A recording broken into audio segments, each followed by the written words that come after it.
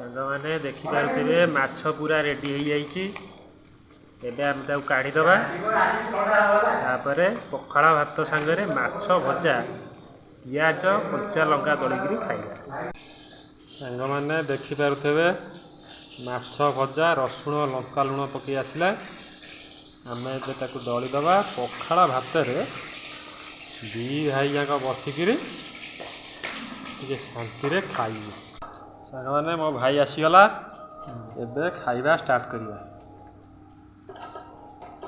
ସାଙ୍ଗମାନେ ଏବେ ସବୁ ରେଡ଼ି ହେଇଗଲା। ଭାଇ ଆମର କେମିତି ଲାଗୁଛି ଆଜି ମାଛ ଭଜାକୁ ପଖାଳ? ବହୁତ ବଢ଼ିଆ। ହଁ ସାଙ୍ଗମାନେ ମାଛ ପୁରା ଭଲକିରି ଭଜା ହେଇଛି, ଭଲ ଟେଷ୍ଟ ବି ହେଇଛି। ପଖାଳ ଭାତ ଯେହେତୁ କାଲି ହେଇଥିଲା, ଟିକେ ହାଲକା ପେଜ ଆମେ ରଖିଦେଇଥିଲୁ, ପୁଣି ପଖାଳ ଭାତ ପୁରା ମସ୍ତ। ଆପଣମାନେ ବି ଜାଣିଥିବେ ଭାତରେ ହାଲକା ପେଜ ରହିଲେ ପଖାଳ ଭାତ ନିଶ୍ଚିତ ଭଲ ଲାଗିବ। ଆପଣମାନେ ବି ଖାଇଲେ ଟିକେ ହାଲକା ପେଜ ତଳେ ରଖିଥିବେ। ପଖାଳ ଭାତ ପେଜ ରହିଲେ ଭଲ ଲାଗେ। ଏଇଟା ଆପଣ ସମସ୍ତେ ଜାଣିଛନ୍ତି, ଘରେ ଘରେ ଏଇଟା ରୋଷେଇ ହୁଏ।